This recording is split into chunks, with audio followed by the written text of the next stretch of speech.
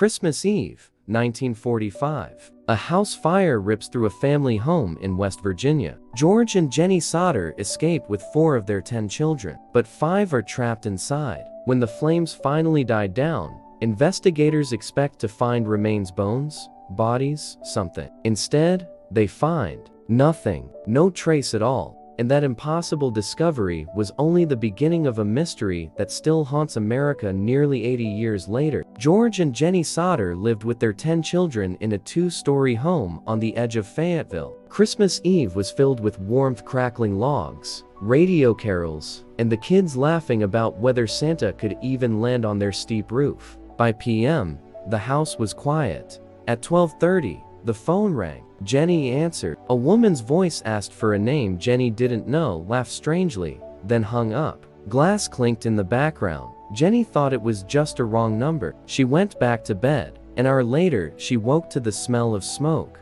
Flames were already racing up the staircase. George and Jenny rushed for children outside, but the attic where the other 5 slept was glowing red. George sprinted for the ladder that always leaned against the back wall. Gone. He ran for the water barrel, frozen solid. He tried climbing the house, tearing his hands open on the stone. Nothing worked. The fire department didn't arrive until 8 a.m., 6 hours after the first call. By then, the house was nothing but ashes, and the children had vanished. Investigators said faulty wiring caused the fire, but George had rewired the house just months earlier. Then came the strange details.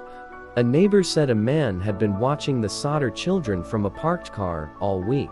Another claimed they saw a vehicle speeding away from the Sodder driveway that night with its headlights off. The family's Christmas lights still intact, the fuse box untouched, and the phone line cut clean with a blade.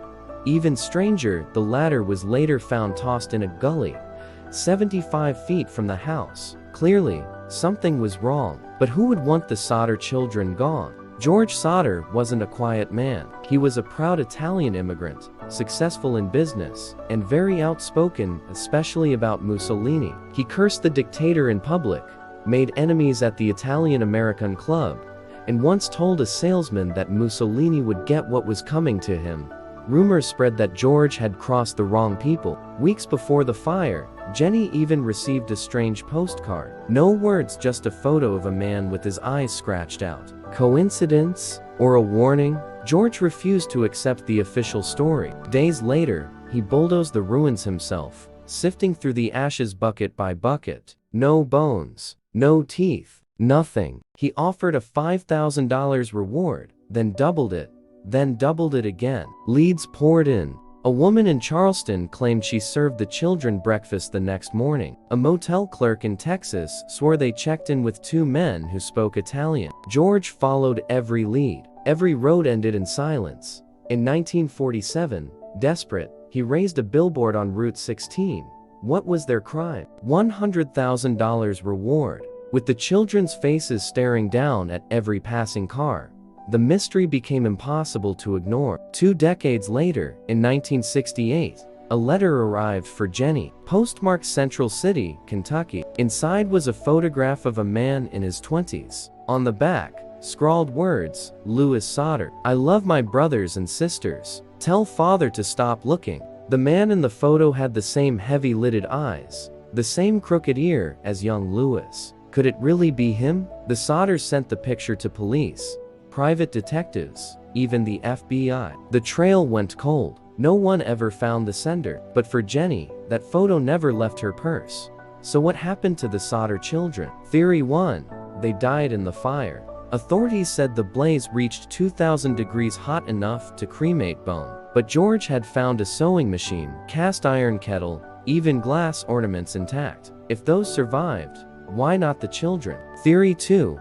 The Sicilian mob. George's anti-Mussolini stance may have made him a target. A stranger had been asking questions about him weeks before the fire. Theory 3. Revenge. A former employee, angry at George, allegedly admitted to cutting the phone line and stealing the ladder. Theory 4. Human trafficking. Multiple sightings placed the children alive, in different states, always with mysterious men. Each theory explains something, but none explains everything. In 2021, The last surviving sibling, Sylvia, stood at the old billboard. She was 78.